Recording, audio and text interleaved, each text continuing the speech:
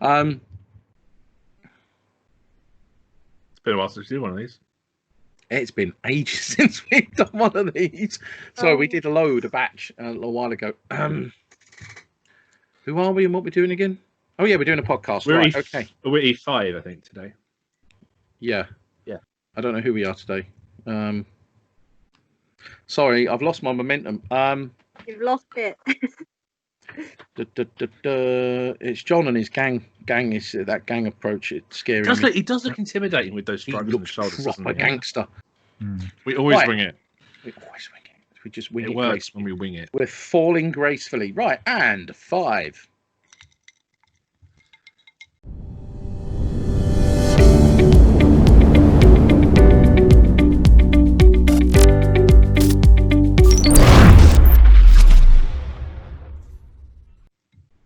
Hello, everybody, and welcome to another E5 podcast. I'm your host, Paul Meenan, and it's a new season, and it's hopefully a new batch of podcasts which you're going to enjoy or be enthralled by or be entertained by. We've got a lot coming up over the next few months, and today I have my usual tag team partners. No, not Axe and Smash of Demolition, but introduce yourself, lads. Hello, I'm JW. And it's me, David Watts, aka Sparky Ninja. Yeah. 2 guys in the electrical industry who just need a little bit of help leveling up, and that's what we're all about, isn't that right, lads? Yeah, if you say so. Right, and today we are joined by a new guest. Would you like to introduce yourself, my dear? Yeah, hello. My name's Tony Belcher. I'm a young female apprentice, like out in the electrical field. I'm doing electrical installation for a commercial company that's quite local to me. I live in Windsor, but we cover like a range of work sort of nationwide, I'd say. But more recently, a lot of my work's been around like the Reading and Slough area. It's like the Thames Valley corridor, basically. Yeah, I mean, we've gone out. We've done quite a lot up in Birmingham as well. We've got some bits up in Birmingham and out into London as well. I've been quite lucky. I've managed to stay sort of within about an hour's commute of my house. It's been quite lucky. We did a new build data center in Slough. That was a big eye opener for me. There's a lot of data in Slough. Wow. Yeah, they literally, the plot that they like bought for this data center that we built, within 2 weeks of us finishing this data center, slap bang right next door to it, they're building another one right now. It's absolutely crazy. Yeah, we delivered a training to them, isolation training to a data center in Slough a number of years ago. My old roots. So we do actually have a chap who has spent, coming on the podcast soon, who spent the last, I think, 7 or 8 years commissioning data centers in Europe. But he's a UK Sparky who, again, went up into supervising engineering and has been out abroad commissioning like data centers for certain companies like Microsoft and various other things. So we're working at a Microsoft campus at the moment. It's been another eye opener as well for, especially on the electrical side of things, as just a normal electrical contractor, what we can and can't do. So certain things they physically won't give us access to. So we've got a fuse board that we need to get to terminate a couple of cables in, but it's in a data center area. Right. Yeah, they're very they sensitive. only allow us access for X amount of time on this day. If it's not done, you're going to have to wait another 3 months or something. Do they have like special doors that you have to go through? Because I did some work at the PayPal data center, which was in a building co-owned by BP, and you had like one-way doors, but it was like a chamber. So you go in and the door shuts behind you, and only then does it like scan you and the door opens in front of you. It was really weird. No, not in the 2 buildings that we're in, but it might be different for the other 2 buildings they've got, but we don't have access to them. Okay, so Tony, you're a second-year apprentice. You're getting your earning your stripes doing commercial. Have you experienced any domestic or heavy industrial? Well, heavy industrial you probably are with data centers.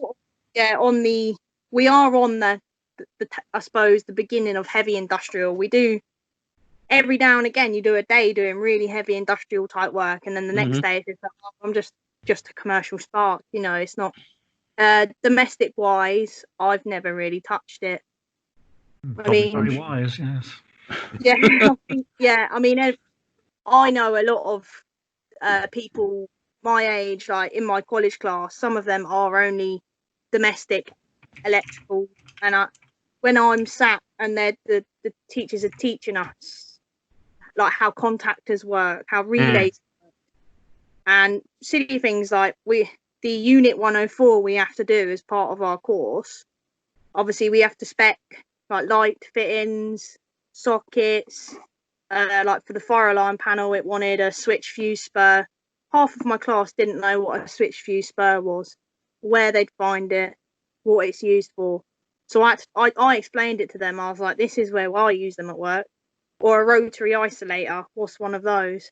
There was one up on the wall in my class, and I was like, that's a rotary isolator. You'd find it more in the commercial sector. You know, I just try to explain to them how I've seen us use it in like my line of work. That's the beauty of commercial, because I mean, my apprenticeship, my first year was domestic, and then I went straight into the industrial commercial side of it. And the see, hear, show is essential. So I remember when my first armoured I ever landed was a 185 4-core, and I remember then when we got onto armoureds. By the way, this was year 2 of college. When we got onto armoureds, we were told you'll never land anything more than the 16mm 3-core ever.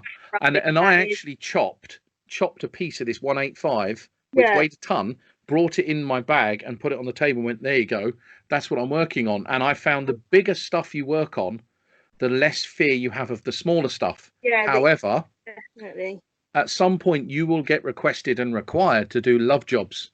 I call them love jobs, privates, whatever you want to call them, but the family will go, Tony, can you please can you come and do a socket and a light for your nan? And it'll be, there's no money, she'll just go and do. Money. And I'll tell you now, when you go into the domestic, it's almost like another apprenticeship. So I would genuinely advise, once you've learnt and embraced everything you can in the commercial industrial sector, go and embrace and learn the domestic sector, because it's well worth adding that skill set to your definitely.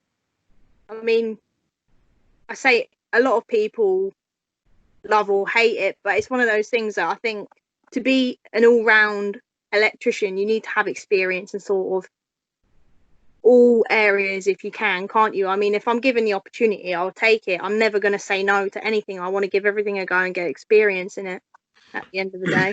I think especially if you're going to call yourself an electrician, when we have the title domestic electrician, because we have obviously people who are trained to a very defined scope. But if you're an electrician, then fundamentally the assumption on most clients is that you would be able to perform that craft in any or most environment types, so commercial, industrial. So it kind of it swings both ways, doesn't it? It does swing both ways with that.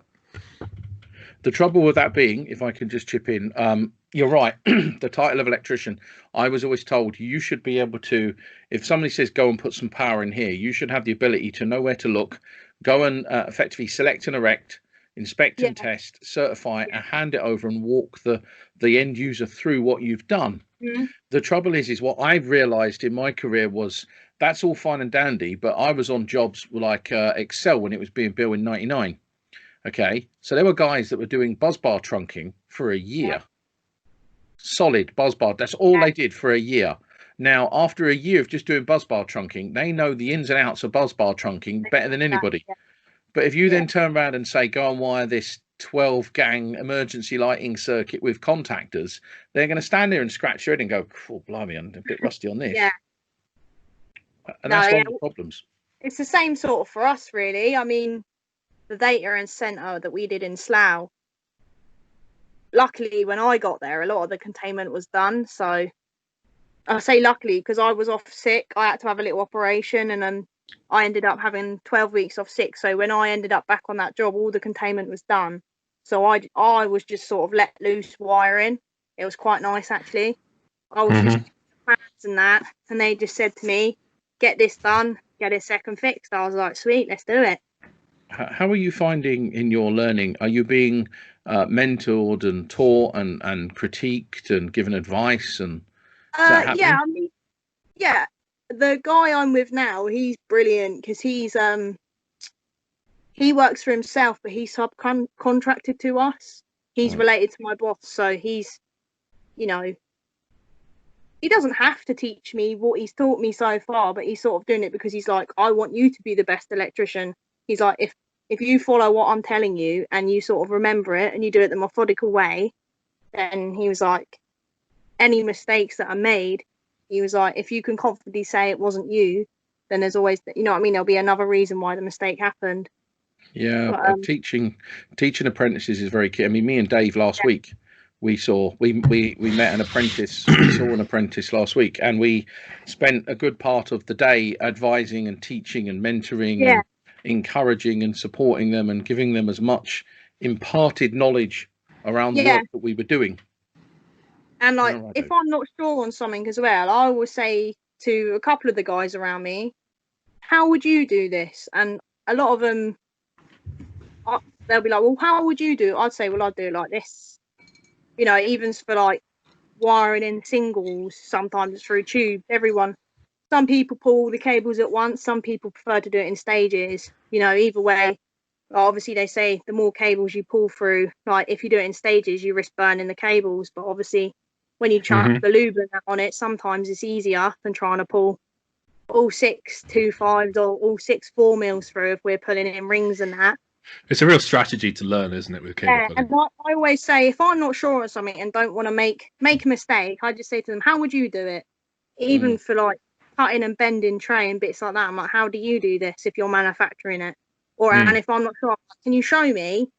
And it's sort of like, if you show me, I'll sort of do it at the same time as you're showing me, and you can tell me if I'm going wrong or going right, if I can remember what I'm doing, sort of thing. It's also one of those things that, I mean, you can be shown at college or told, but you have to try it on the site. And sometimes you've got to try it and do it wrong to learn why you shouldn't do it that way. The amount of times I've gone, oh no, I've just cut the wrong bit again. Scrap that bit, try again. But But that's the good thing about being an apprentice. When you learn and you've got the title of apprentice, you can make some absolutely massive clangers. The thing is, when I was, because obviously I was on apprenticeship with my old man, my granddad, and I'd have ideas and I'd be cocky, go, I'm going to do it this way, and they're going, all right, and knowing I'm going to balls it up, knowing I'm going to waste cable, knowing I'm going to have to spend more time to fix it, but they'd know I'd learn more if I would just do it wrong safely and feel embarrassed and then kind of go back and fix it instead of them telling me I'm wrong, because I'll object, I'll say no, I'm right, I'll always argue with them, but they just let me cock it up. And I always remember the time I cocked it up over the time that I was told to do it this way, because it's embarrassing and it just sticks in your brain. Remember it, like every time, literally like every other armoured I've done recently, I've always forgot to cut the shroud first. I've gone ahead, I've stuck in, started making it off. I've got halfway for it to gland, just almost tightening the gland up and gone, where's the shroud? Same with sealing roses and the pendants, the plug and click roses, leaving the rose or putting the rose on backwards. I did that a couple of months ago. Don't worry, Tony. That always happens. I did it a couple of months ago. That's why I bought some storm glands and change them for storm glands. No embarrassment for me then. The old-fashioned glands. I have mentioned to like the guys at work that we use them, but I think the sheer amount that we order. I mean, we're ordering weekly about 20 gland packs, as in just 20S gland packs. Going through them. Oh, you will go through thousands on commercial industrial jobs. Thousands of them, but they're great. They're great fun when you've got literally an order of like 250 gland packs. You know, as an apprentice, it's going to be so much practice, and at the end of it, you're going to be the master of that. And then I know if I've not done it for a while, I'm like, this one's a bit nerve-wracking. The first one's always the nerve tester for me. Once I've done one and it's gone all right, I'm like, sweet, I remember what I'm doing now. Have you tried these new storm ones? These new glands that are out? I haven't tried it yet. They're definitely tempting. They do look interesting. They make it a hell of a lot easier. They do make it a hell of a lot easier, because it's the good thing about learning now in this trade, if we can say that, is, I mean, when I was learning as an apprentice, we were very limited to the tools and the manufacturing materials we had, and I think over my career, what's happened is there was always this rush to save money in electrical contracting somehow. But what's happened now is we've got to the point where installations are as efficient as they possibly can be. So the only thing we can now do is save money on time it takes to install. And that's where now all these innovations are coming through on all these new super tools that make things amazingly easy for sparks and quicker. Now, there's two schools of thought, depending on your age, of one, amazing, brilliant, saves me time, but they're more expensive. And then there's the other school of thought of, well, yeah, they are quicker, they are easier, but you lose the inherent skill of learning how to work with the older type of glands. Yeah, I'm a bit like that. I'd rather learn because fundamentally one day you may not have that tool. You may not have that product. It's like the cable stripping, you know, that's what's that spinny CK tool that you put on the armor and you spin it around the cable to score the armor. Now, when I that's been out a good 10 years or so, and I got that when that first came to market, and fresh out the pack, it was great. 3 or 4 armors in, it started to get soft. It wasn't as effective, and the price of the blade was so much money. I kind of decided to bin it, and I kept going with the junior. Yeah. But nowadays, electricians are kind of raving over them. So I don't know if they've mastered or they've made the teeth sharper. I don't know, but I'm seeing them being preferred a lot more now. One problem with those is that a lot of these people that review these tools and things don't actually use them every day. They just get the tools to review and say, look, this is great, isn't it? And then that's the end of it. So maybe, John, maybe, John, you can't say that. John, you can't say that. You'll upset the entire internet. Entire internet of free You cannot tools. say that, and you have to save it for our for a future podcast. But we'll do a podcast just on John that. Spin. But no, John's getting really keen. No, I tried. I did. It worked. If I was, for example, if I was going to one job, one armored, one scenario, I might get it for that purpose. But no, you need to learn. You need to learn the original methods, and you can then move on to the advanced tools and toys, just in case you got to go back to those methods. Yeah. It might be anyway. Well, the thing is that, old ways, they're not going away. They're always going to be there. Yeah. It's just you've got additional ways of doing stuff which can be useful. But, of course, the traditional ways are still going to be there no matter what. So. I tell you what is fascinating, I find, and hopefully, Tony, you will come to realise this if you haven't already, is working even in and around the older stuff is equally as fascinating, because I remember the first time I saw imperial conduit and I started seeing electrical. I remember lifting up floorboards in houses and seeing this beautiful powder coated black conduit that was set around joists, and I was thinking, this is utter artwork, and you don't get that anymore. And there's lots of finite educational things that electricians need to learn when working on old infrastructure homes, and they differ depending on what county, what part of England, and the construction and the year of build. So this is why I find the domestic stuff just as fascinating, and as far as I'm concerned, far more complex than the industrial. At least with industrial, you do get designs to work to and stuff, whereas the domestic, you've got to think on your feet.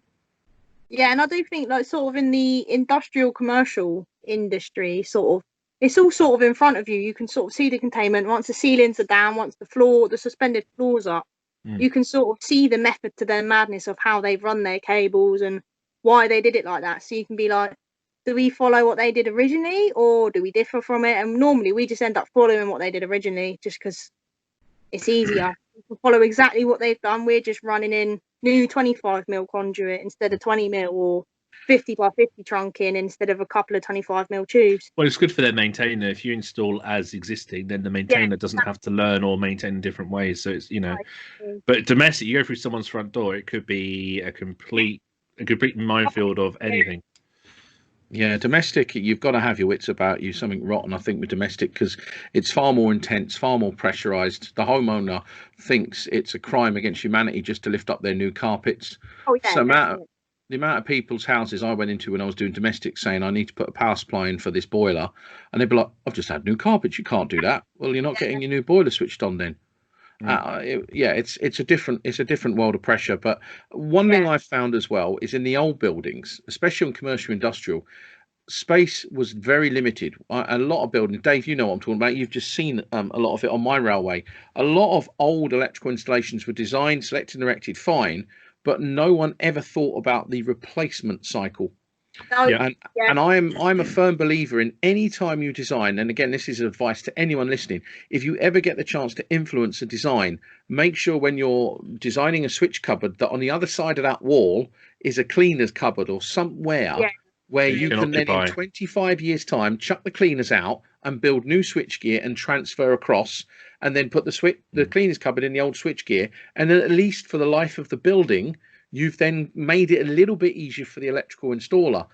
So many, Dave, you've seen it. There's so much little tiny cupboards where. But also, you've got over time, you've got evolution of the technology. So you've got monitoring equipment. Yeah. You've got voltage optimization equipment. You've got all this stuff that takes up new real estate in a switchgear area that initially wasn't designed to take up that new gear. And you're compromising safe working, and you're squeezing, and you end up having to squash yourself in because there's no more room anymore. Or your panels have got all this extra wiring, which the manufacturer didn't intend on being done 10, 20, 30 years ago when they made the panels. So yeah, this stuff always needs to be thought ahead. Yeah. Dave's trying to wind me up now. He's talking about voltage optimization. Okay, so John, mental note. First Make space, episode, John. Your big box of rubbish. Okay, voltage optimization is going in it. Okay, that is a pain in my backside. Dave knows exactly why. He's poking deliberately. God love him. Paul, to be fair, they were a perfect height for me to rest my tools on and my camera. Yeah. That's all they were really. That's all they were good for. They're a warm place to put your buttocks on. You mean? That's about all they were good for. Yes. Voltage optimization is just something that I don't know why. There was a period, there was almost a decade where every single building and person went around putting them in commercial buildings to just regulate voltage. So on single phase installations, you may set it at like 210 volts. I'm sure we had them in domestic as well. I think they tried them, but they got ripped. They got ripped out. They tried to sell them on domestics, but it was a massive fail because they couldn't sell it because it was too expensive to fit. It was like the unit was about 700 quid plus installation. So you're looking at £1,000 per dwelling to put them in. And on 99% of domestic stuff, it had absolutely no effect whatsoever. And the problem is most of the ones that they sold, I think they only went up to about 6 kilowatts. So as soon as you turned on your electric shower or something, it cut out and just bypassed it anyway. So complete and utter disaster there. So, yeah, total bust. Some genius might have had an idea that brought that or boomed that idea to market. A lot of money was made. How much money must have been made off of that? So here's one for people listening, though, as this is a podcast. If you've got a building that you maintain or work in that's got 3 or single phase voltage optimization, imagine. So here's one for you, actually, Tony. So you've got a commercial building, let's say, and on the first floor you've got voltage optimization unit, and they've regulated it so that every phase is only 210 volts maximum. So you've got to distribute that across the building. You go up 5 floors and then across a big office block and then go to your end of line circuit. Your voltage is going to be nothing. Yeah, I mean, even I'm finding now when I'm going around, I've just been testing. We've installed like 1,600 RCD sockets. Jeez. So I had the wonderful job going around testing them all. Nice. And I'm noticing. I know I can sort of, because they're fed on power track system.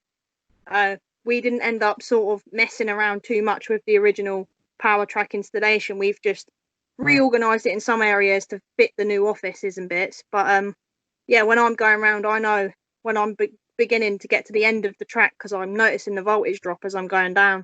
So you can actually see the value just going down as you're walking away from it. Yeah.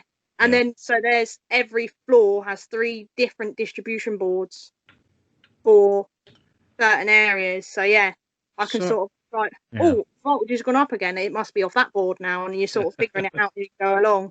Yeah. So how many people check though? And this is an open question here, because years ago when I used to be responsible for an inspection and testing department, I created certificates where I made them record the voltage at time of test. Yeah. So that I can actually use that data. And the worst thing was you put these voltage optimization units in and you end up making the whole system non-compliant because somebody wants energy efficiencies that realistically probably ain't even going to appear. No, it's not. Yeah, it's not really ideal, is it? Because voltage drop's one of them things, isn't it? We try our best to avoid volt drop, but it still happens, doesn't it? You know. Yeah, I mean, you have to accept it within an installation, but not stupid amounts. See, again, about 10 years or so ago, they started talking more about volt drop in training and 2391s, and we had it in the NIC books, etc. And we basically said we can't look at the number of volts because of obviously variation in the supply.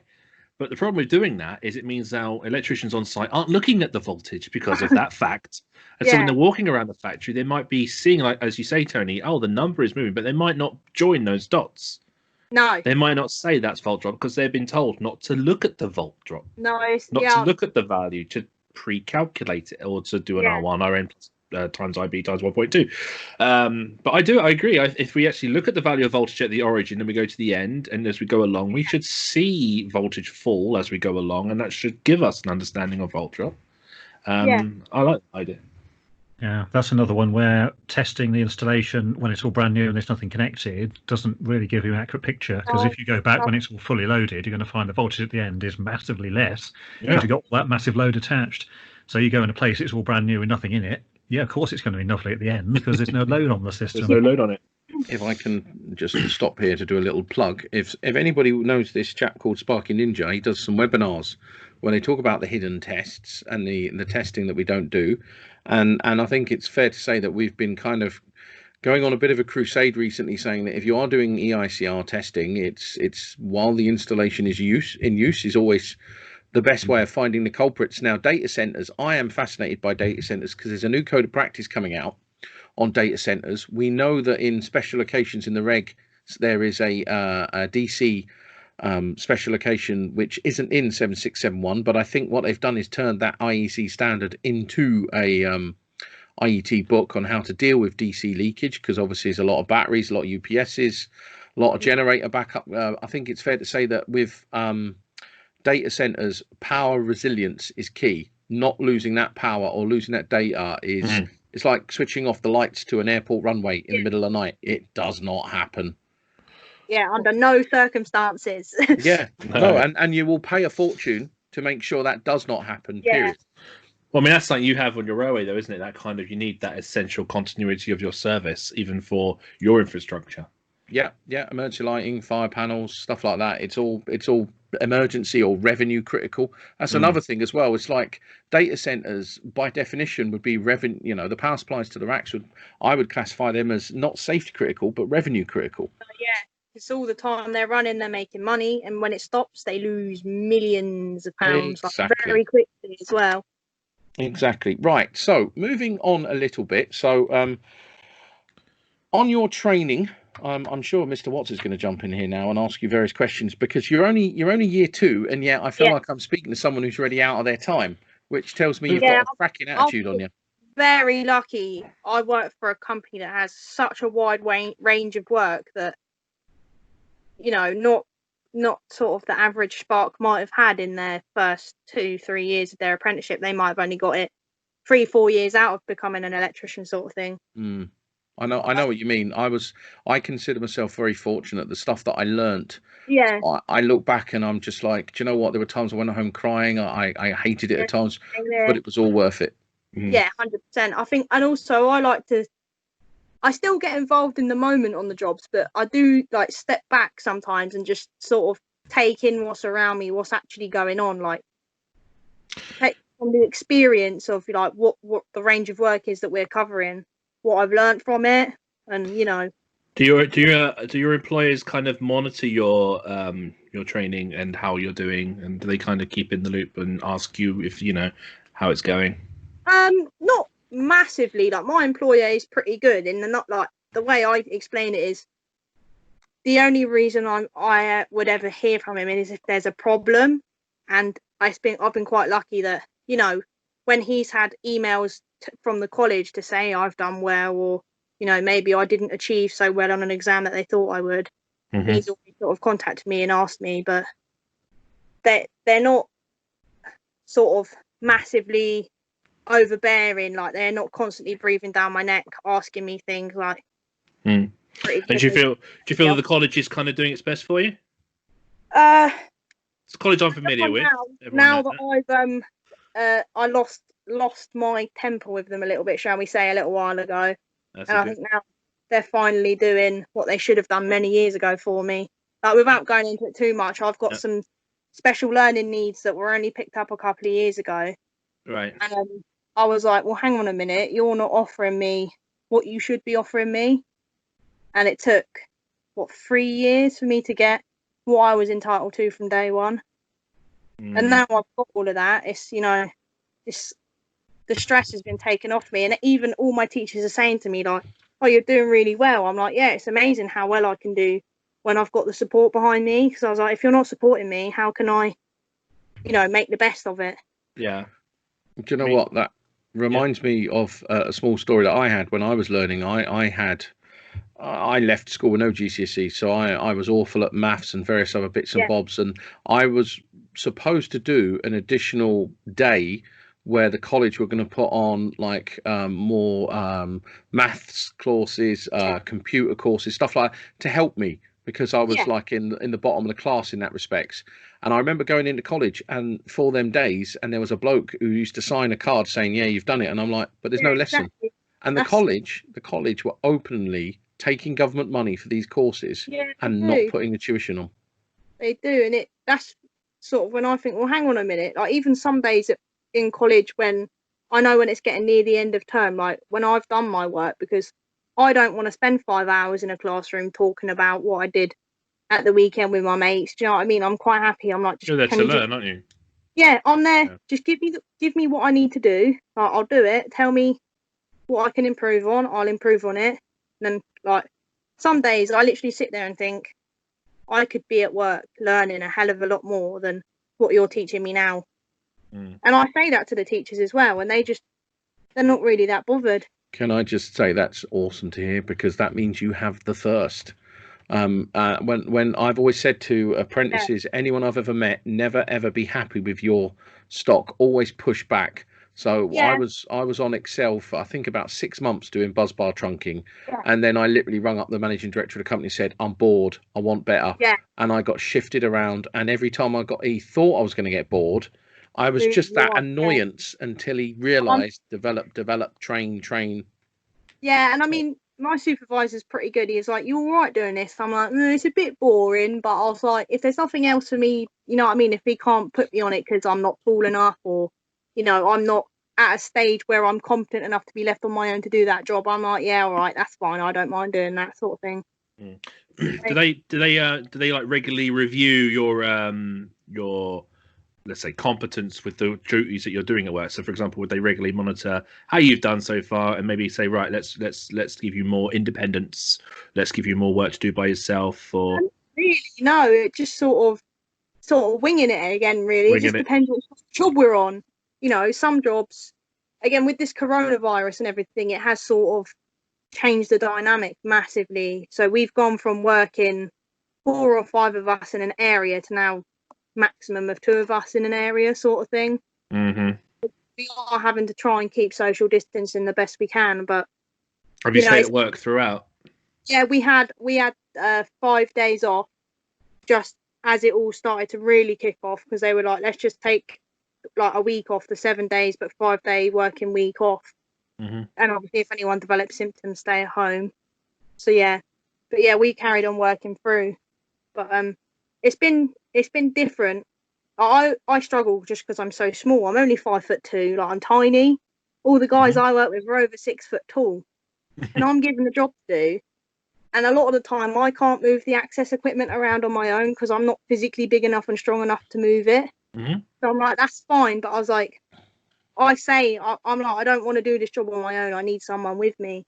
And that's when they have to get somebody else to do it because of the social distancing at the moment. Just remember this, Tony. Everybody else's weaknesses will be your strength, because there'll be many a time where nobody can fit, and you will be very handy. Yeah, I had that this week. We've got to go around testing all of the LCMs that we've installed, and they're squashed in between some ducting and pipe work all over the shop. And it's my job to go get the R1, R2 readings off them.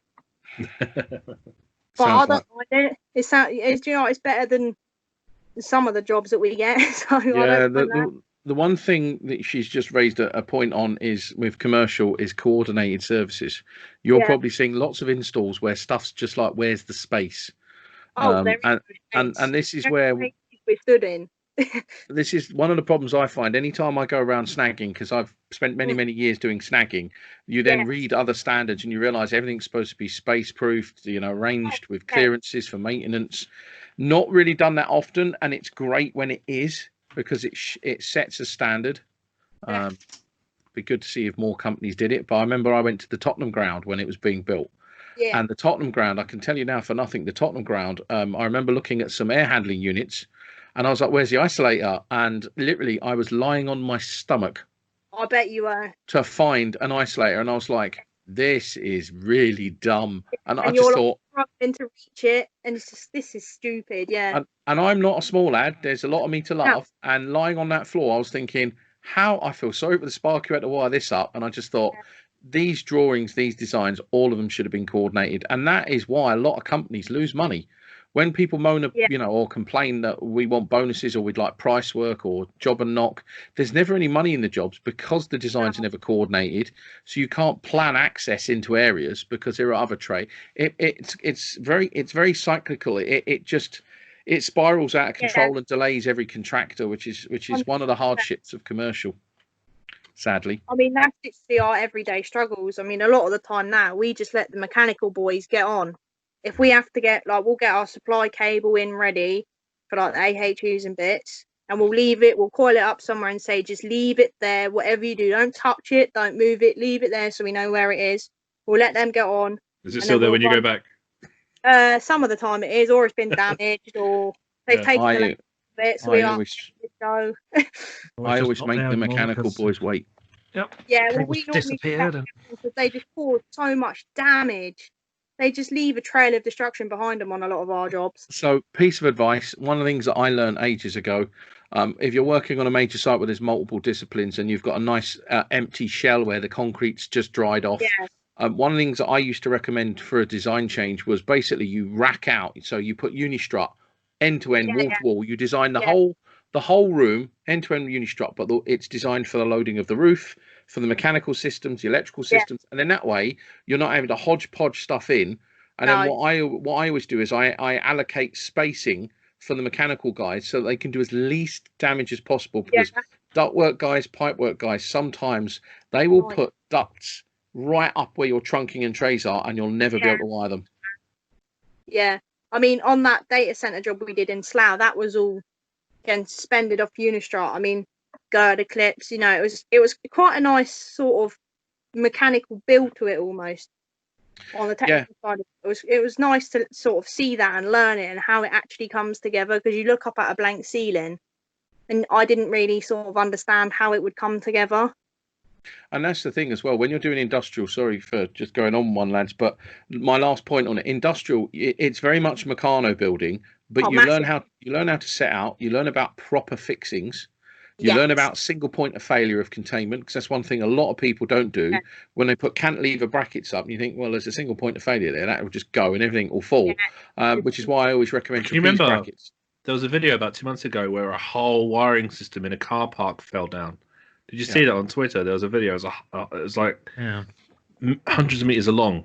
Yeah, there was one point of failure, and then the whole thing went down. It would all go, won't it? You know. Yeah.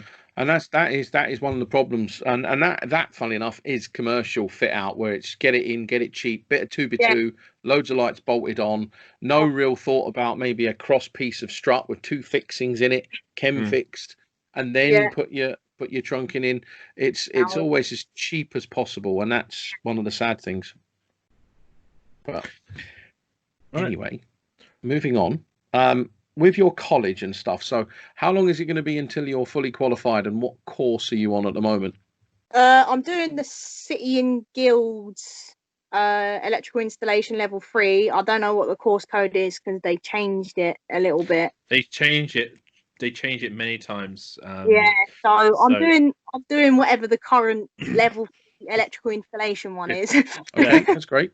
And I'm going into my 3rd year, but because of coronavirus, 2 of my 2nd year exams have been pushed into my 3rd year. So it might carry on into 4 years at college instead of 3. But it is what it is at the end of the day. You know, nothing. I'd rather do 4 years at college and be able to take my time than do 3 and be so stressed that it affects my work. Do you know what I mean? Totally agree. There is no, in learning this trade, those who run will just fall many times. And I'm open to whatever my college tutors say to me about it.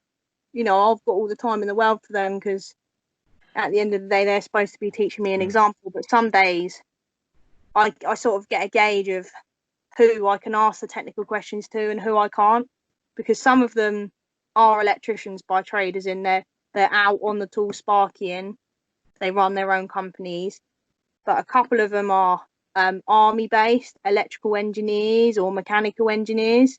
Yeah, they're coming in and teaching us. But well, the last. I mean, I know the place in particular, and when I was doing my apprenticeship and I was there, the guy who was in charge of the electrical division about 3 or 4 years ago, when I was there, he was actually just a technician in the workshop.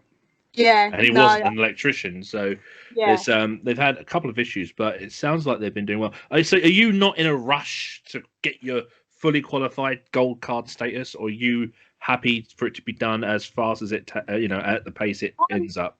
I'd love my gold card tomorrow if I could get it, but I know it's not as simple as getting your gold card straight away, because I know gold card electricians that are absolutely useless. But honestly, I'm more confident than some of them. And it honestly makes me laugh some days when I'm working with a fully qualified spark, and some days I just think I've got more experience than them. And it's like, I'm half your age. I've been in the industry like 3 years, and I'm having to go around and redo your work. That's a sign of a good attitude. Yeah. It's also a worrying sign, and it's stuff you'll see regularly. And what my advice to you is don't get hung up on it. Use that as a strength, because to me, I was finding the same, and that's a confidence builder. Yeah, I redo their work and make sure I tell them their work was shit. What I would recommend is, obviously you've got to focus on the gold card, because obviously that's the journey you're on now. Priority. Once you get that you put that in your wallet, you put that in your pocket, but then you look at where to go next, because you've got the hunger and you've got the knowledge to move forward. Definitely. So if your boss is aware of it, say, "Oh, you've done it," he says, "Well, no. Can you support me moving this way?" And if they don't, move yourself forward. Yeah, I mean, the way I look at it is, the gold card is just the first step, really, isn't it, for that industry body to recognise you as slightly more competent than what you are as an apprentice, or exactly. But as you said, though, so many people who hold it don't really perform to what it's supposed to stand for. Yeah, and obviously once I get that, I'll go on and do my test and inspection, or even try and get that as I'm qualifying, sort of thing, as I'm coming to the end of my college while it's still all fresh, and just try and get as much as I can while Tony, I'm still hungry for the learning. If you don't mind me saying, I don't think you're ever going to stop being hungry for the learning, based on what I've heard of you in the Hit the Lights podcast, and just from talking to you today. I can easily see in 10 years' time you being a project engineer somewhere, or managing a Cat A fit out. I do think is going to be suited for me, but I always say to the guys at work, they always take the mickey and say, "Oh, you're an office gal." I'm like, "No, I'm not." I was like, I want to stay on the tools, and I want to understand it. Yeah, you want to serve your time and keep growing, which is massively commendable. Do you want to share? I think, and a lot of it now, I'm noticing these larger construction companies who we work with, their engineers that are telling us how to do their jobs are fresh out of university with an engineering degree, but no background on the tools. Yeah. So, and I find it really hard having someone who's not worked in the trade try and tell me how to do a job. I don't know why. A couple of people I've met are the same, but I just find it really difficult. Well, I mean, I have similar that in other areas other than engineers. I get that with health and safety managers and all these people that try to tell you how to do your job, how your job should work, how it should be, but they don't understand the actual physics of getting from A to B, running things from one place to another. 100%. And the only way to gain that is to actually go through the work, is to actually earn the experience, and then you can either, I mean, there are many electricians who hit the mid 30s who start to think about they've had enough of the tools and they want to move on. 100%. But some of them don't feel technically competent enough because they've stopped learning. They've stopped learning. They've been following the industry's requirements of do this, you don't need to do that. But if you keep yourself motivated, you can stay on the tools for a number of years. But when you're ready, because your brain's thinking and you're working, you can move on wherever you want to. But yeah, you will find many times I work a lot in consultancy, and I talk to so many dipsticks and Neanderthals with long letters after their name. Yeah. You know, sometimes as long as Mr. Paul Skirm. Your name isn't as long as Mr. Paul Skirm's, right? I respect you two. Yes, nearly. I respect you two. My name's not long at all. I've got nothing after me. But right, they'll say something, and then immediately I'll go, "That ain't gonna work." No, exactly. We had it last week with these light fittings, specified by the client, ordered. They were made specifically. Everything. The light fittings are just shy of 500 mil, like in diameter. They wanted to fit them in a 500 by 500 ceiling grid. So it was like, right, okay, we'll do it. So we plopped it in, didn't fit in the grid. He was like, I can see you've cut the tile. We were like, yes, because we told you 6 weeks ago they weren't going to fit in the ceiling grid. But that's on you now. You've now seen the light up. We told you this. And he's like, oh, well. It's like, well, it's your problem now, mate, not ours. Can I just say, the lights aren't up. if you don't mind me saying, Tony, one of the things in my career, because again, I don't have one of those degrees and stuff, and yes, I've got letters after my name. When you walk onto any site, if you walk in with a good attitude, what I like to call gas syndrome, give a shit. You can walk into rooms with 10, 15 engineers, different health and safety managers. You can listen to it, and your brain will immediately go, but I've built that, I've done that. That won't work. The switchgear won't fit. The ceiling grid won't fit. None of this is coordinated. The whole room will not be thinking the way you were thinking. So then when you get to the end of the meeting and you're being all polite because you're new in all of this stuff, you'll put your hand up and you'll just go, has anybody here ever actually built anything? Now, I've done this. And the room all answered no. And I went, and then I started to systematically tell them what they'd done was wrong and how and why. And the directors of the client just went, yeah, what he said, okay. Yeah, and then you end up getting sucked into management. Yeah, and I think that's the thing. I care about my job. Like, I love my job. I care about it because at the end of the day, if I'm not happy with what I've put up, if I'm not physically happy with myself, how's the client going to feel about it? Do you know what I mean? If they look at it and go, oh, that looks shit. If I say that as well, then do you know what I mean? If I'm not happy with the way it looks, I'm going to change it. The trouble is, Tony, a lot of clients don't actually know what they're looking at. All they want to see is lights and sockets and an end date.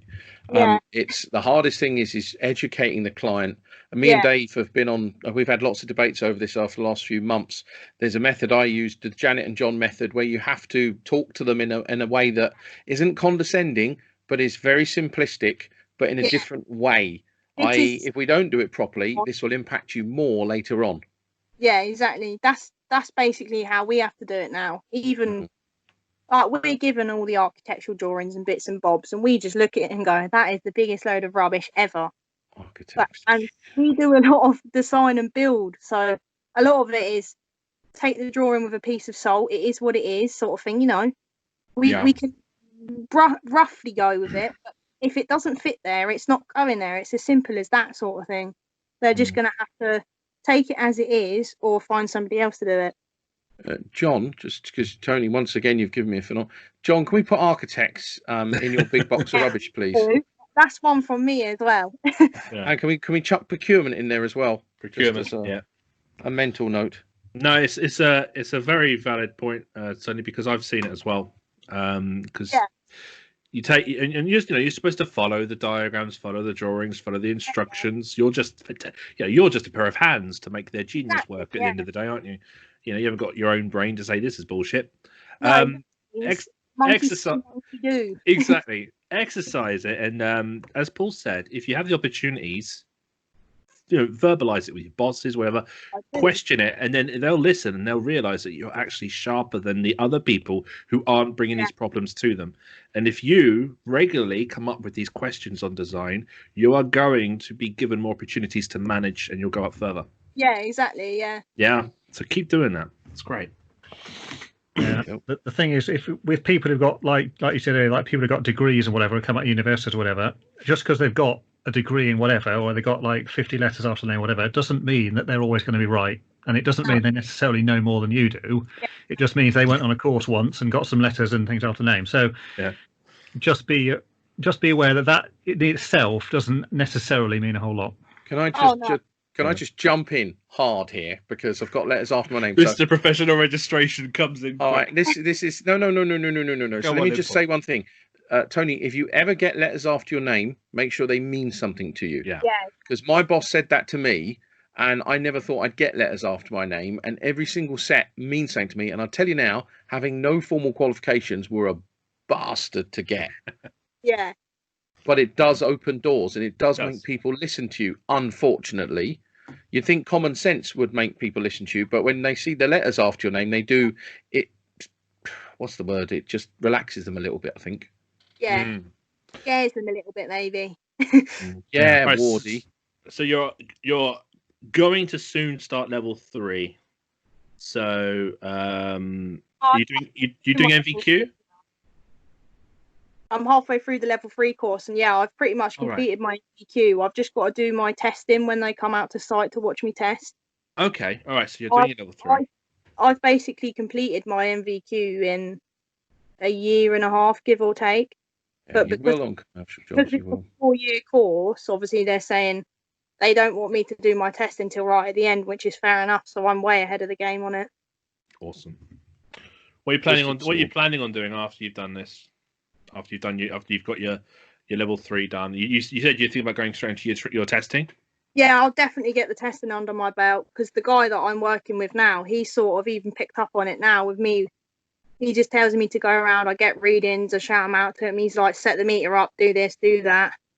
You know. And do you kind of like understand the numbers and things? You don't just only understanding it, and it's something we had it the other day. So we were testing our ring that we installed.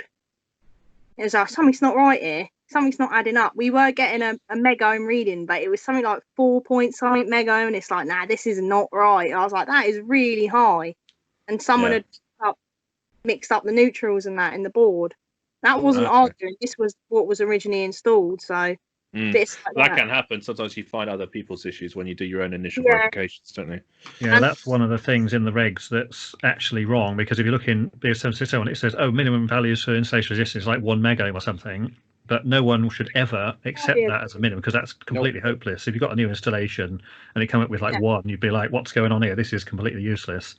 But unfortunately, it's in there and it says, minimum of 1, and someone puts in, it says, 2, that's fine then, just tick the box. And it's like, no, it's not fine at all. It is a stupid number, isn't it? Why? It should be 500 plus, really, on a new. But there's another one for John Ward's big box of rubbish, IR values.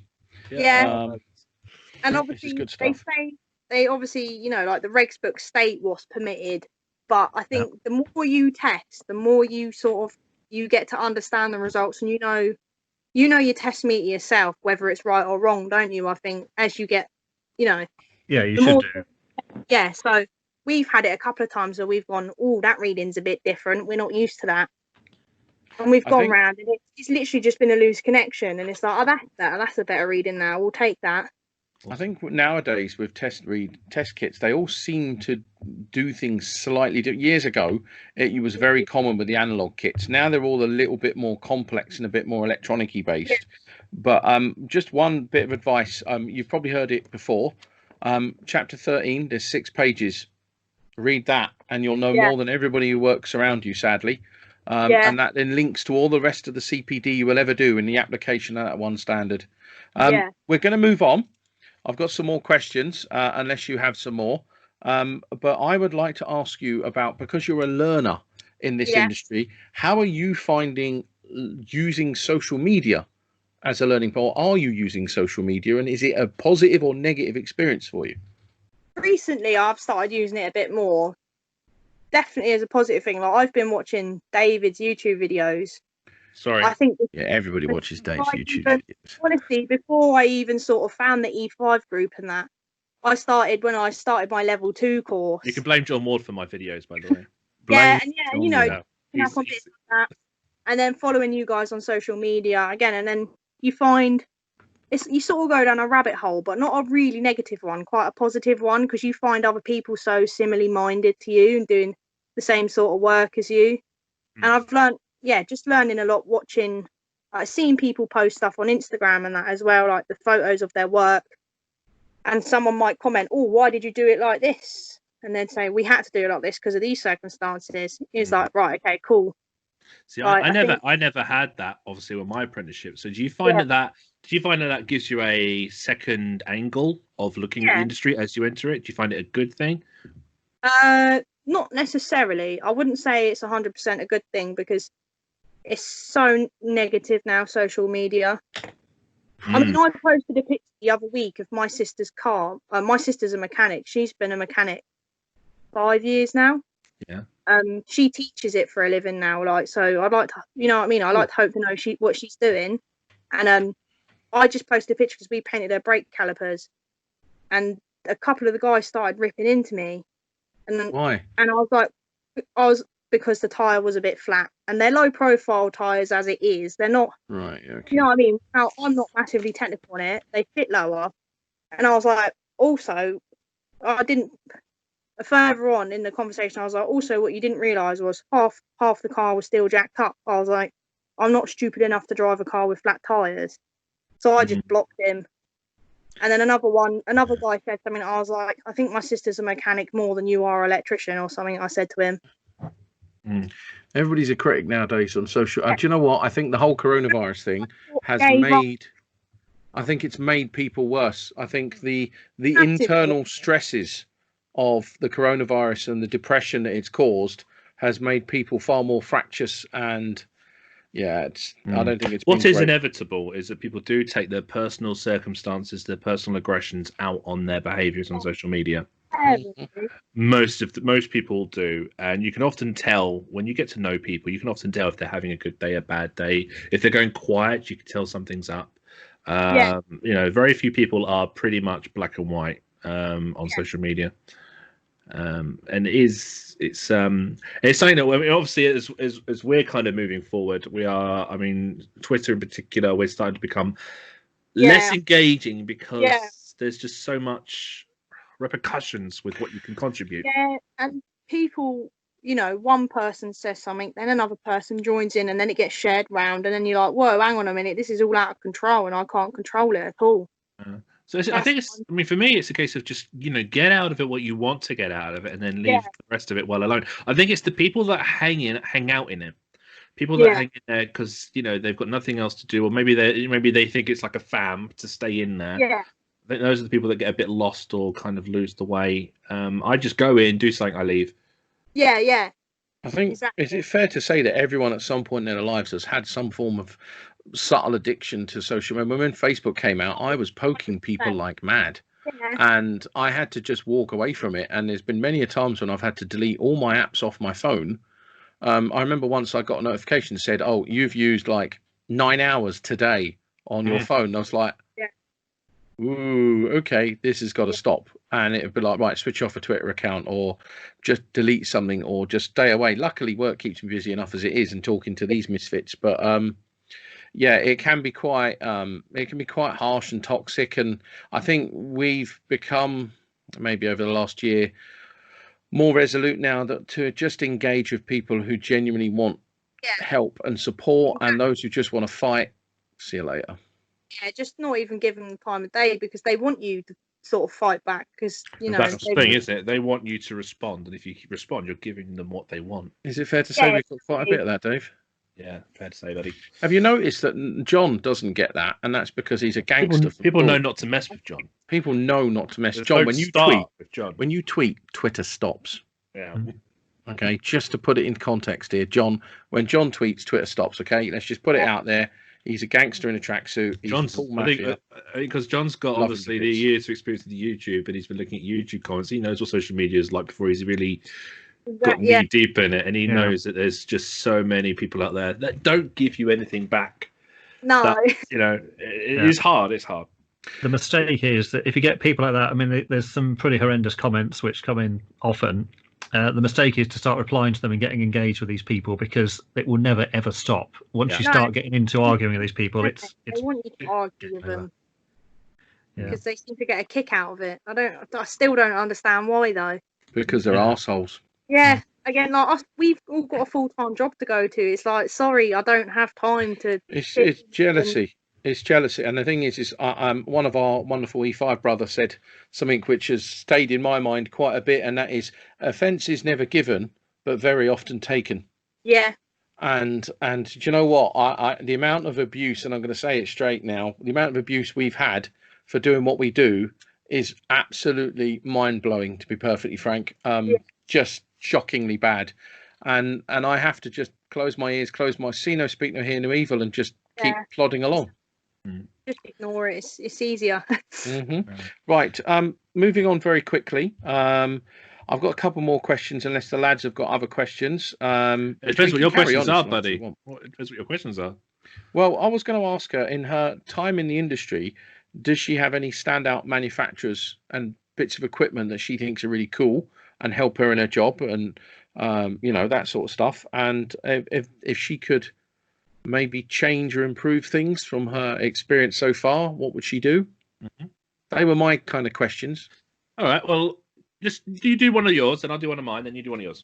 Okay, cool. So, in your time, here we go. I won't edit that. That'll just be raw and random.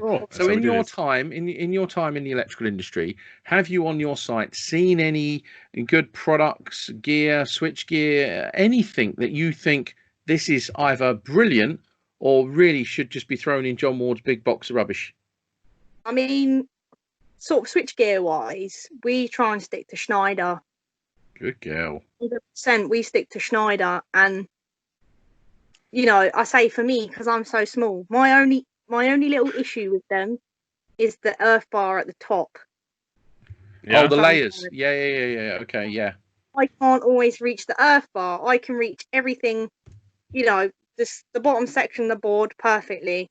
But when it gets to like the top section, even when the board, the board's mounted as it is, I still struggle with the earth bar sometimes. Right. Yeah. But Schneider in general, I love their stuff. I love their products. I wish they would because they do some very basic testers, don't they? Little socket testers, voltage indicators. They're green in color. They don't seem to push them as a large market. I'd like to try those out, and I'm surprised they don't push them more. Schneider are monstrous, though. They're huge. They are huge. You go on their website, you will be lost for eternity. Yeah, they're just sort of absorbed a load of other brands into themselves. They're sort of massive. They have, they're basically huge corporation. I mean, the Hager click system is brilliant. The click row system with Hager. I mean, we only use that now. Like even our LCMs will give it an individual click row, so you can plug the LCM in. So if you ever need to do maintenance, just unclick on that LCM, unclick it. You don't have to worry about going and annoying the whole office and isolating, individual lines. I've seen them, and I actually thought about using them in my house. Yeah. Because you could just literally put them next to a fuse board and take the flexes and just run them out up into the rooms. Just get a really long flex and just wire them like that. I'm always after really good maintainable ways of doing things. The only thing is there is a limit on how long, obviously, some of their flexes come as well. So we've had it a couple of our runs. We've ended up having to chuck 2.5 flex just because of the voltage drops and bits like that on them.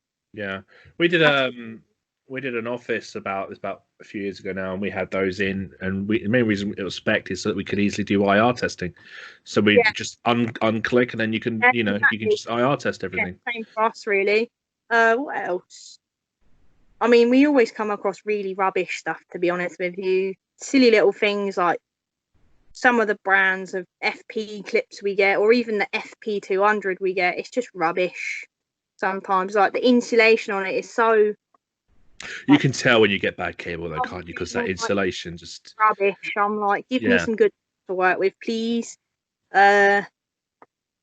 I think, it's just sort of, again, just cheap cabling, cheap flexes. Some of the SWA that we get is really cheap rubbish. You can just tell the difference in quality from the really cheap stuff the wholesaler had in stock compared to the slightly more expensive stuff that we normally get.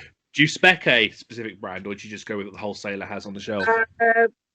I think we normally go with like Prism and bits like that. We normally, but it's more with what the client specs or what comes in the M&E package of what to spec. But sometimes it is on the off chance, whatever the wholesaler's got, that they can get to us that same day. And that's the problem. If I can interject there, because we had a job where we had to run a 185 4-core armoured, and in the spec it had a manufacturer or equivalent, And so we went to the wholesaler and give us the cheapest you can do, and we got some armoured, and it literally came from Spain. And we had to install this through a railway station. We got it all pulled in.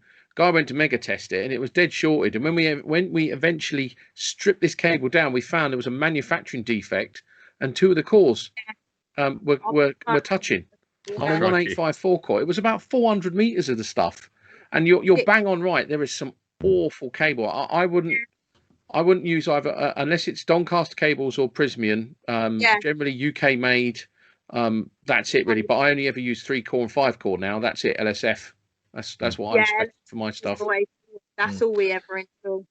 You're saying 3-core, 5-core because you're specifying basically that 4-core, 3-phase neutral. You would not want the protected conductor to be the armor. You'd want a dedicated core. Yeah, I want a dedicated CPC inside. And then the armor it is a supplementary one. Yeah. Okay, cool. What about tools? Tools. Specific bearings or anything? I have screwdrivers with tape on them still, as Paul can shamefully observe me using the past few weeks. I need new tools. I put a couple of screwdrivers recently to get into places where they probably shouldn't get into, but I thought, you know what I mean, get the job done. Yeah, is that an Irizola? It is Irizolas. It's really sad that I've got a drawer full of tools and TTC cutters and. But I stay clear of CK because I bought like 2 screwdrivers. Every single one of them I've broke. I think my terminal CK's always snapped. Yeah, always. CK seem to be getting more and more bad rap now online for the quality just not being there anymore. The only thing I've still got of CK are the snips, just their normal side cutter snips, because I use them just for cutting stuff that you probably could cut with snips. Yeah, I have some of those in here. That's pretty much all that survived for me. And those cable shears, my screwdrivers are pretty much all broken now. Yeah, tools wise, like I use Nipex grips and things like that. I don't want to sound like a proper snob, but I don't see the point in scrimping on tools. I'd rather go for a known brand that I know is better quality. I used to kind of do this. What I'd do is I'd have my. Can you remember the CK engineering case, which was that blue? I think they still sell it. I'd have my insulated screwdrivers in there, and I'd pay full whack, proper stuff, which was CK at the time. But then I'd go to the flea market to get the more perishable tools, like the bolsters, the chisels, and I'd go down there every weekend. We used to call it Harrods because it was an old co-op that had been converted to a market, and I'd go there every weekend because you get these places, and it's just a maze of tools, and you'll find tools you didn't even know existed. So I can confirm that David's tools are crap. Yes, thank you. And David's tools need an upgrade. Come back, Alex exhibitions. Rubbish. Yeah, I mean, also we're quite lucky, so we've got these REMS machines that automatically thread our conduit. Oh, that's luxury nowadays, isn't it? Yeah, we've got 2 of them. The last job we did was 3 years. You are spoiled. Yeah. My boss just invested in 2 REMS machines because the amount of tube work we were throwing in. Okay, do you know what? If you're chucking it in, as we said earlier, though, if those failed, you've got the threaders, you've got those skills. All our guys with us 100%, and sometimes it's quicker and easier because we can't find a power supply to drag the 110 lead around with us. So we're like, just give me the stop and die, and I'll get on with it. I'm sure Makita will make a battery one in a couple of years. They're making everything right now. I did a job. If you don't mind me saying, I did a job where we had to do 32mm conduits buried in a railway platform, and we went out and bought some of the very early threading or like drill attached threading devices. And me and another bloke, we started off doing the manual, then we started to use these drill ones. They didn't last very long because they were very early stuff, but we always had the apprentice doing the threading and stuff. We never let them use the electric tools because we wanted them to get build the arm strength up. I'm the other way around. I'm like, I know where the REMS machine is. I'm going to go get the REMS. Go grab it. And if someone says no, I want it, you can go. But I'm small. I'm only 5'2". Yeah, exactly. Exactly. I'm not very strong. I'm only little. And they'll all say, "Yeah, all right, then go on then. You go have the tools." I've got the REMS machine. I've got the lead. Come on, let's get on with it. Right. Okay. So, Dave, do you have any more questions? I just wanted to highlight the obvious, which is that you are a lady in the industry, and You mentioned earlier on about you having some experience where they said that you're more of an office girl or something. You said some of the people have said on site. So I just wanted you basically just to give us just a little opinion on how you feel the industry has been for you to approach, to enter, and your experience on site. Yeah, I mean, I've been really quite lucky because I think in the eyes of my boss, my gender doesn't really make any difference on my ability to do my job or nothing. Like, he's been pretty good about it all. Amazing. All the sites that I work on are extremely like high up. They're big construction companies. I get my own toilet, you know, on the site I'm on now and the site before. My toilet had a key code on it, so only. Oh wow, cool! So you've got like your own dedicated welfare consideration. Yeah, they're very like the guys that I'm with. Yeah, they're very good. They do look after me. Like they even bought me different toilet roll to what the guys get as well. Bits like that. And that's quite commendable, I think. Yeah, but to be fair, once I'm in my PPE and that, some people don't realise I'm a girl. Even when I open my mouth, they're still not sure. They just think I'm a prepubescent teenage boy. And I've had it, and with my name being Tony, they literally don't know what to expect when someone turns up. So that's true. Yeah. Yeah, I had it once when I was doing work experience. The first company I did my work experience for, he literally like had a full-on paddy because I was female. He didn't basically want me because it was a massive issue that I was female. Apparently. See, I have no time for those sorts of people. I can tell you now. And I'll be honest, he was a massive pig.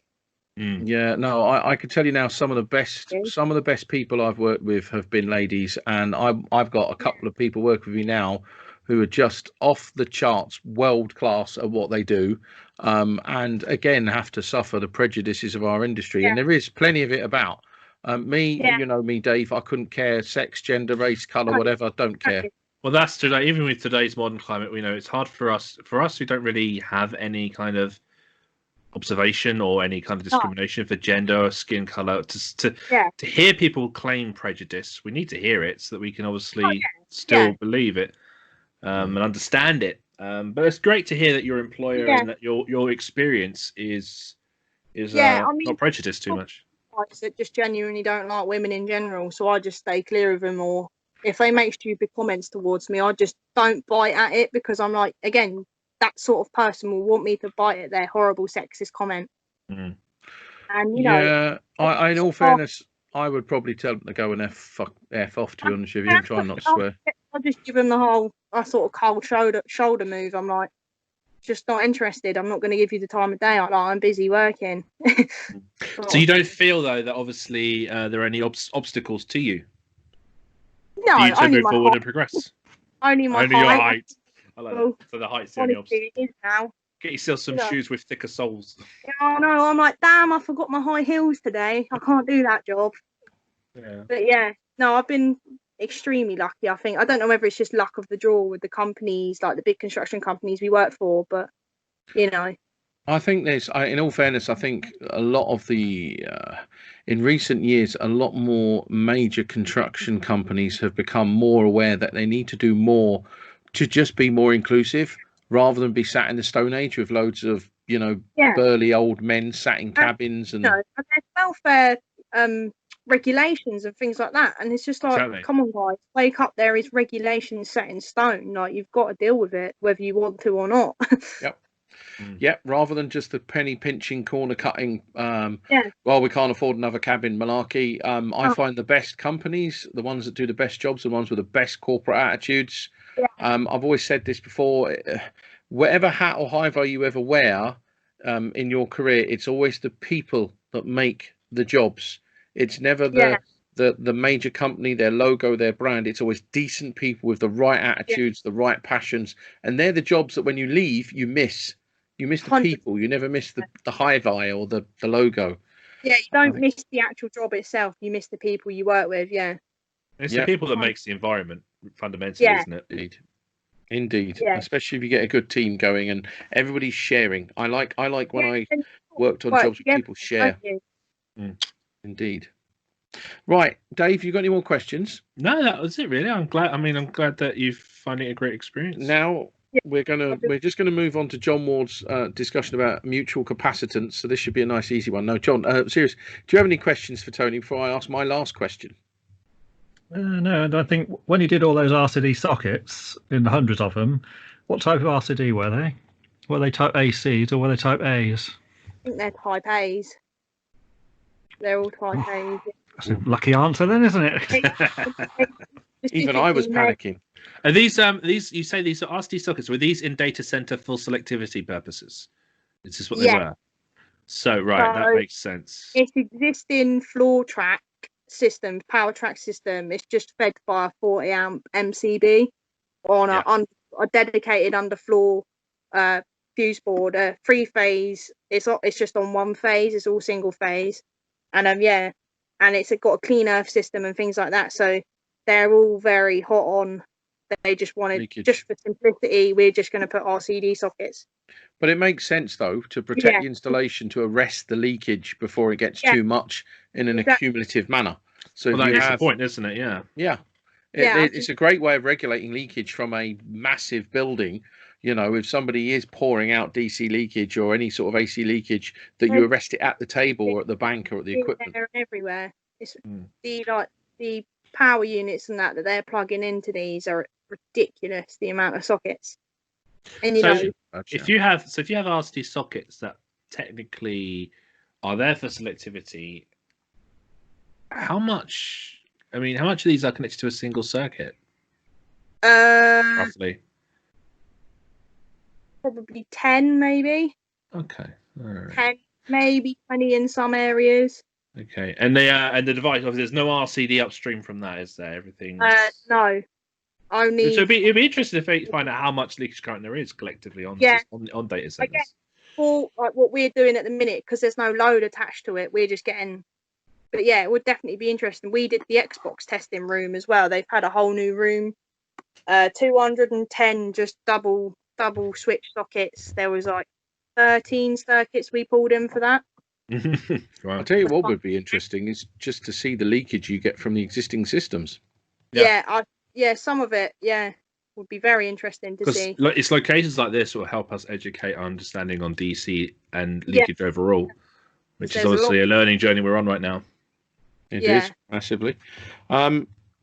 Okay, so very last question, because this is going to be a long one, but it's a good one. If you had 1, 2, or 3 wishes for yourself or the industry, what would they be? I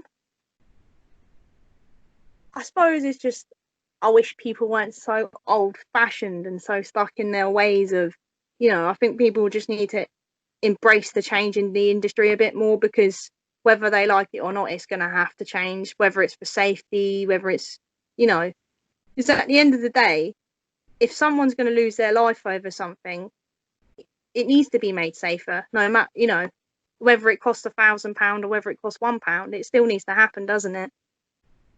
Nice. Totally. That's better than John Ward's 2 that you gave us. So come on, is there any more? Because that's really good. Going around at the moment, like the Black Lives Matter. No, but genuinely, seriously, every life matters, no matter what colour you are, no matter what gender you are. If the system's not safe, make it safe. There's no excuse, really, is there? Yeah. So totally agree. Good. Any other thoughts or wishes that you may have?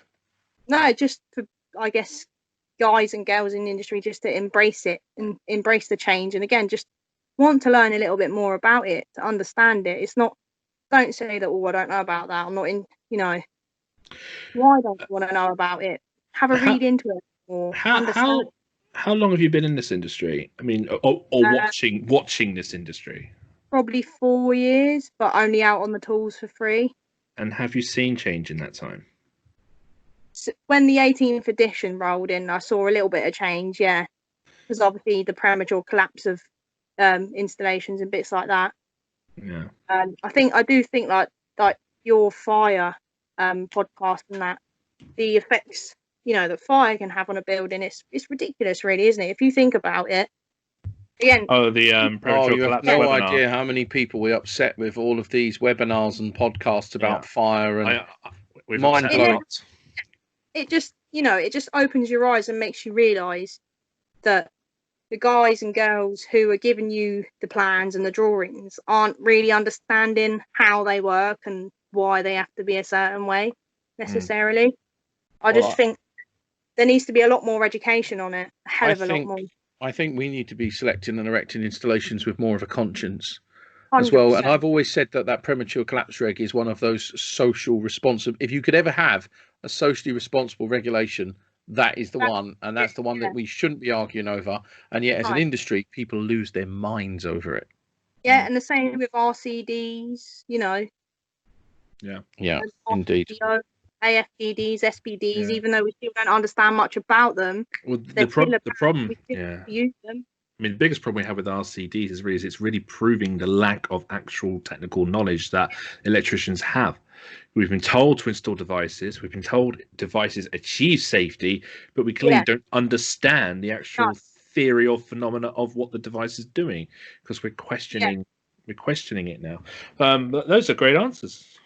Yeah, I think that's and I'm just grateful that there's guys like you out there that are actually wanting to try and make a difference and voice your opinion on these things, because a lot of the stuff that you guys have said already I'm agreeing with, but I'm nodding my head at the podcast as I'm listening, like you're making sense, like you're saying what everyone's thinking, sort of thing. Well, now you can nod to yourself now when you're listening to this when this is out.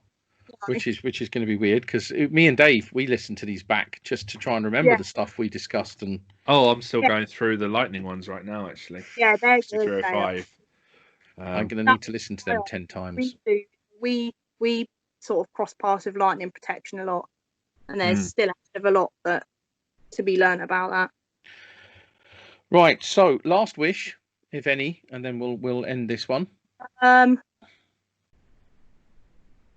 I wish them to make better access equipment for people as short as me.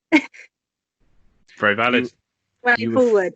You officially are now more competent than John Ward and David, who only could come up with two wishes. Yeah, no, so congratulations.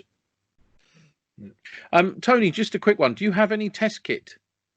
I believe the lovely Gary has ordered me a set of test probes, because I have an unreliable set of Martindale voltage indicators, but they just bleep at whatever. So I've sort of bin them, and I believe Gary's ordered me a set, and they should be here tomorrow. Who is Gary? Sorry. Gary from Hit the Lights. Gary. Has Mr. Order done that? God bless him. Okay, can I level him up? Dave? So what I'm going to do, because we like a giveaway. No, we don't actually. We hate giveaways. But what I'm going to do is I'm going to give this to you. So we got sent this by Mega. As a freebie, and I've already got one, so I bought my own one, and they sent this one, and I was just like, well, great, thanks for that, but we've been looking for someone to give it to, and so since you're a learner and you're super keen and passionate, if you send me your address, I'll put this in the post. But this is an awesome bit of kit. Dave knows what I'm talking about. It's Mega DCM 305 earth leakage clamp meter. Thank you. So you can have that. There you go. So now you'll have a proper set of probes and an earth leakage meter to develop your knowledge of how these installations are behaving. Yeah, thank you for that. Good. It gets it out of my drawer finally. I'm like, what do I do with this? Oh, thank God. Right. Shall we end this, lads? Any other questions? No, but I'd like maybe to catch up with you. You know, obviously, don't be a stranger, but especially if you've come through to having done your level 3 and stuff moving forward, because we want to find out what get updates and stuff. Yeah, definitely. I mean, I'm always sort of floating around social media, so I think what David's trying to say in a very succinct manner is, please come back and let's do a few more of these. Yeah. Awesome. Right. Well, if there's no more questions, Tony, thank you very much. Where can we find you on social media exactly for everyone listening? I've got Instagram, I've got Twitter, but I'm just under Tony on Twitter, I believe, because I struggle to get my actual name on there. I think I'm just Tony. And on Instagram, I think I'm under Tony Kellaway. Okie doke. Yeah, and I'm on Facebook, but I don't really like to advertise it too much. It's a private Facebook page. Yeah, do you know, I get a lot of people from the industry adding me on Facebook, and I don't even know you. I've had that lately. I've like, who?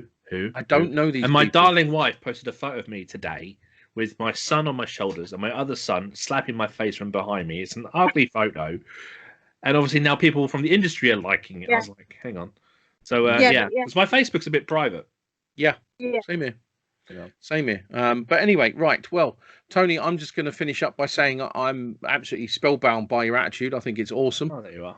I think you're going to do well because you've got the right attitude, to be perfectly frank. And if there's anything we can do to help you along that journey, please ask and please come back. And thank you very much, everyone, for listening. Please like and subscribe because we're supposed to say that. And until the next one, and wherever that may be and whatever topic it may be, thank you very much. Take care of yourself and each other. Bye. Bye-bye.